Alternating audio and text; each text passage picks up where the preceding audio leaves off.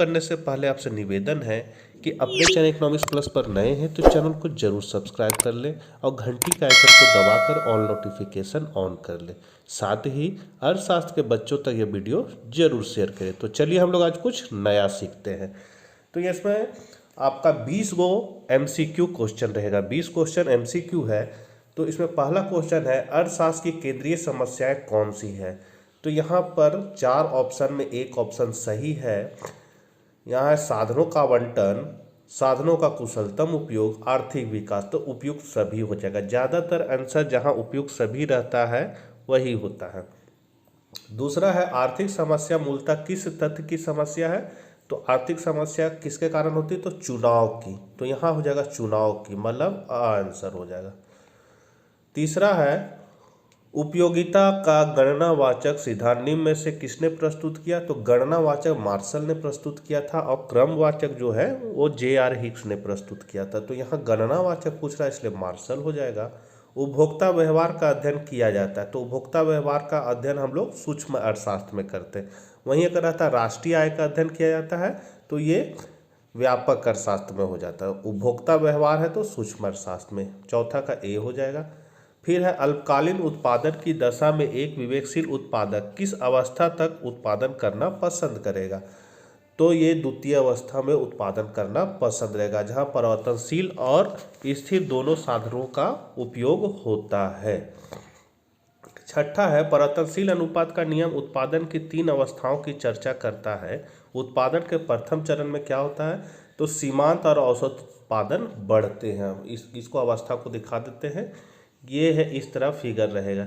ये है आपका प्रथम, यहाँ से यहाँ प्रथम अवस्था, ये द्वितीय अवस्था, ये तृतीय अवस्था। यहाँ द्वितीय अवस्था तक ही उत्पादन करना चाहेगा। सीमांत उत्पादन औसत उत्पादन बढ़ते हैं, मतलब यहाँ पर ये क्या है इस तरह होता है। तो यहाँ पर देख रहे प्रथम अवस्था, ये जो है प्रथम अवस्था, यहाँ सीमांत उत्पादन भी बढ़ रहा है और औसत उत्पादन भी बढ़ रहा है, इसलिए छठा का A हो जाएगा। सातवां है वह कौन सा समय है जिसमें उत्पादन के सभी साधन परिवर्तित किए जा सकते हैं। तो वो होता है दीर्घकाल। दीर्घकाल में क्या होता है सभी साधन बदल जाते हैं। आठवां है उत्पादन फलन को व्यक्त करता है। उत्पादन फलन मतलब उत्पादन और साधन के संबंध को उत्पादन फलन बताता है। तो यहाँ पर QX क्या है आपका उत्पादन है, F है सो फलन को बता रहा है और ABCD जो है वो साधन है। तो इसका आंसर B हो जाएगा। अल्पकालीन उत्पादन प्रक्रिया में निम्नलिखित में कौन से साधन होते हैं। तो अल्पकालीन उत्पादन प्रक्रिया में क्या होता है। तो स्थिर साधन और परिवर्तनशील दोनों साधन होते हैं। फिर है जो वक्र पहले बढ़ता है फिर स्थिर होकर घटना आरंभ करता है वह कौन सा वक्र कहलाता है। तो वो TPP कहलाता है, कुल उत्पाद वक्र कहलाता है। निम्नलिखित में कौन सा स्टॉक है। तो संपत्ति क्या है, स्टॉक है। लाभ का निम्न में कौन सा घटक है। तो लाभ का है लाभांश, वितरित लाभ, निगम लाभ का सभी है।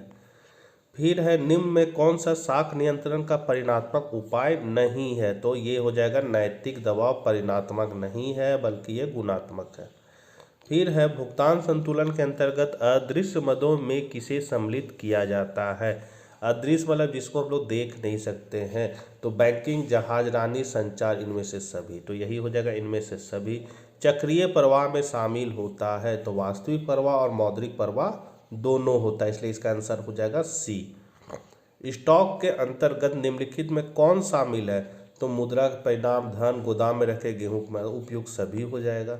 प्रवाह के अंतर्गत निम्नलिखित में कौन शामिल है। तो उपभोग, निवेश, आय, ये उपयुक्त सभी हो जाएगा। वास्तविक प्रवाह के अंतर्गत निम्नलिखित में कौन शामिल है। तो वस्तुओं का प्रवाह और सेवाओं का प्रवाह दोनों हो जाएगा, इसलिए इसका आंसर C हो जाएगा।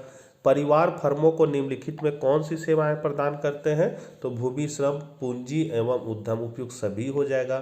3 क्षेत्रीय मॉडल में निम्नलिखित में कौन शामिल है। तो परिवार, फर्म और सरकार तीनों शामिल होती है, तो ये 3 क्षेत्रीय हो जाएगा। अगर विदेशी क्षेत्र शामिल हो जाएगा तो 4 क्षेत्रीय हो जाएगा, इसलिए इसका आंसर D होगा। अब है 1 वर्ड टाइप क्वेश्चन। तो इसमें क्या होगा कि एक शब्द में आपको आंसर देना। तो भारत में किस अर्थव्यवस्था को अपनाया गया है। सीधा सीधे आंसर है मिश्रित अर्थव्यवस्था। उत्पादन संभावना वक्र मूल बिंदु पर कैसा होता है। तो नतोदर होता है। किसने कहा है कि समष्टि अर्थशास्त्र सारी अर्थव्यवस्था के कार्यकरण से संबंधित होता है।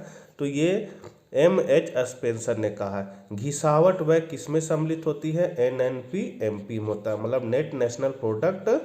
MP मतलब हो गया बाजार उत्पाद पर। किसने कहा है कि मुद्रा वह है जो मुद्रा का कार्य करे? तो ये हॉर्टे विदर्स ने कहा है, बहुत इंपॉर्टेंट है। अब है one sentence answer. One sentence answer मतलब एक लाइन में या दो लाइन में आंसर देना है। तो मांग का नियम क्या है? तो मांग का नियम यह बताता है कि मूल्य और वस्तु की मांगी गई मात्रा में विपरीत संबंध होता है।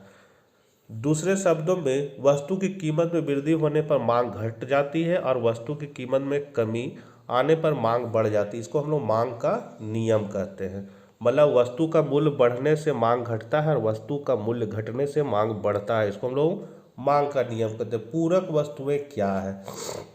तो पूरक वस्तुएं वे वस्तुएं हैं जिसका उपयोग एक साथ किया जाता है, जैसे डबल रोटी व मक्खन, कार व पेट्रोल, पेन व स्याही इत्यादि। अगर इनमें से किसी भी एक वस्तु की कीमत में वृद्धि हो जाती है तो इसके फलस्वरूप दूसरी वस्तु की मांग घट जाएगी। मतलब दो वस्तु को हम लोग हमेशा साथ साथ उपयोग करेंगे तो उसको हम लोग पूरक वस्तु कहेंगे। जैसे बायां पैर का जूता और दायां पैर का जूता एक साथ ही उपयोग करेंगे वो, तो दोनों क्या है? पूरक वस्तु है। मुद्रा की परिभाषा दे तो समान स्वीकृति प्राप्त, मतलब जिसको सभी आदमी माने, विधि ग्राह्य स्वतंत्र रूप से प्रचलित, मतलब कानूनी मान्यता प्राप्त कोई भी वस्तु जो विनिमय के माध्यम, मूल्य के समान मापक, ऋण के भुगतान की मापदंड तथा अर्थ के संचय के साधन के रूप में कार्य करती है, मुद्रा कहलाती है। मतलब जिसको सब कोई माने, जिसको कानूनी मान्यता प्राप्त हो, जो विनिमय का माध्यम हो, जिसमें मूल्य का गुण्य हो, जिसको हम लोग ऋण के भुगतान के मानदंड के रूप में मानेंगे, जिसको हम जमा करके रख सकते हैं, वो मुद्रा कहलाती है। अगला है उपयोगिता की परिभाषा दीजिए। तो किसी वस्तु में आवश्यकता को संतुष्ट करने की शक्ति को ही उपयोगिता कहते हैं। फिर है व्यष्टिपरक अर्थशास्त्र से आप क्या समझते हैं? तो व्यष्टि अर्थशास्त्र में व्यक्तिगत स्तर पर आर्थिक संबंधों अथवा आर्थिक समस्याओं का अध्ययन किया जाता है, जैसे एक उपभोक्ता एक फर्क। उसके बाद है शॉर्ट आंसर। शॉर्ट आंसर में हम लोग क्या करेंगे? छोटा सा आंसर देना है। तो जैसे है आर्थिक वस्तु है निःशुल्क वस्तु के अंतर को उदाहरण की सहायता से समझाएं। तो आर्थिक वस्तु क्या हुआ? तो जिन वस्तुओं और सेवाओं को प्राप्त करने के लिए कोई मूल्य देना पड़ता है उन्हें आर्थिक वस्तु कहते हैं। मतलब जिसको हम लोग पैसा दे के खरीदेंगे वो आर्थिक वस्तु है। निःशुल्क अथवा गैर आर्थिक वस्तु क्या होगा? तो कई वस्तुएं प्रकृति या स्रोतों से हमें निःशुल्क प्राप्त हो जाती। इन्हें प्राप्त करने के लिए हमको खास प्रयत्न नहीं करना पड़ता और ना ही कोई मूल्य चुकाना पड़ता। ऐसी वस्तुओं को निःशुल्क वस्तु कहते हैं। जैसे धूप, हवा, वर्षा, मतलब जिसके लिए हमें कोई पैसा नहीं देता है, फ्री में मिलता है, वो निःशुल्क या गैर आर्थिक वस्तु कहलाएगा। उसके बाद है मांग की लोच को प्रभावित करने वाले कारकों को बताओ। तो मांग की लोच क्या होता है कि मूल्य बढ़ता है तो मांग घटता है और मूल्य घटता है तो मांग बढ़ता है।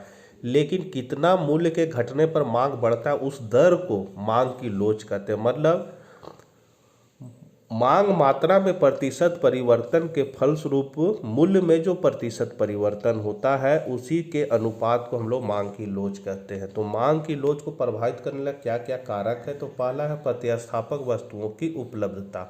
तो यदि किसी वस्तु की प्रतियोगी वस्तु आसानी से बाजार में मिल जाती है तो वह उस वस्तु की कीमत में थोड़ी सी वृद्धि से ही उपभोक्ता प्रतियोगी वस्तु का प्रयोग करने लगते हैं। अर्थात वस्तु की मांग पर कीमत परिवर्तन का बहुत अधिक प्रभाव पड़ता है, अर्थात वस्तु की मांग लोचदार हो जाती है।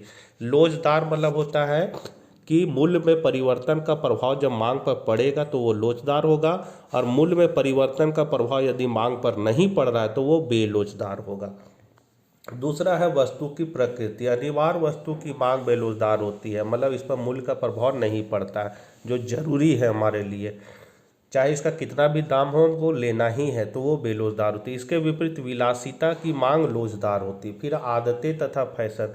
जब उपभोक्ता एक बार विशेष वस्तु के उपभोग के लिए आदत बना लेते हैं तो वह निश्चित मात्रा तक कीमत परिवर्तन की ओर ध्यान नहीं देते। जिस तरह तंबाकू, शराब आदि, तो इन वस्तुओं की मांग बहुत कम लोचशील होती है। इसी प्रकार जिन वस्तुओं का फैशन प्रचलित हो जाता है वह भी कम लोचशील होती है। उपभोक्ता का स्वभाव। यदि उपभोक्ता किसी वस्तु को उपभोग का आदी हो जाता है तो कीमत परिवर्तन का मांग पर प्रभाव बहुत कम होता है, इसलिए वैसी वस्तुओं की मांग बेलोचदार होती है। फिर है वस्तु के प्रयोग की संख्या। यदि वस्तु के प्रयोग की संख्या अधिक होती है तो कीमत परिवर्तन का मांग पर ज़्यादा प्रभाव पड़ता है, अतः वस्तु की मांग अधिक लोचदार हो जाती है। फिर यहाँ है मांग के विस्तार तथा मांग में वृद्धि में अंतर। तो यहाँ मांग का विस्तार क्या होता है, तो कीमत में परिवर्तन के कारण यदि मांग घट जाता है या बढ़ जाता है तो उसको लोग मांग में विस्तार करेंगे, और यदि कीमत के अतिरिक्त कोई अन्य कारण से अगर मांग घटता बढ़ता है तो उसको हम लोग मांग में वृद्धि कहेंगे। जैसे कीमत कम होने से मांग क्या होगा, बढ़ गया, तो इसको हम लोग मांग में विस्तार कहेंगे। अब यदि उपभोक्ता का आय का स्तर जो है वो बढ़ गया, आय पहले कम कमाता था अब ज़्यादा कमाने लगा, अब ज़्यादा कमाने से क्या हुआ, वस्तु का दाम तो नहीं बढ़ा लेकिन वह मांग को बढ़ा देगा, उस वस्तु की मांग को बढ़ा देगा, तो वैसी स्थिति में हम लोग क्या कहेंगे, मांग में वृद्धि कहेंगे।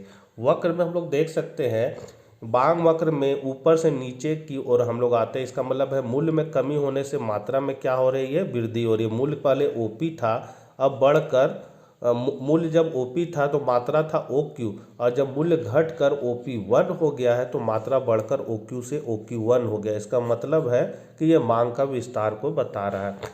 और मांग में वृद्धि क्या होगा, जो मांग वक्र है वह बदल कर दाईं ओर शिफ्ट कर जाएगा, तो इसको हम लोग मांग में वृद्धि करें। जैसे DD मांग वक्र है और फिर ये बदल कर D1 हो गया, इससे बता रहा है कि मूल्य तो स्थिर है लेकिन मांग कितना है, OQ से बढ़कर OQ1 हो गया है।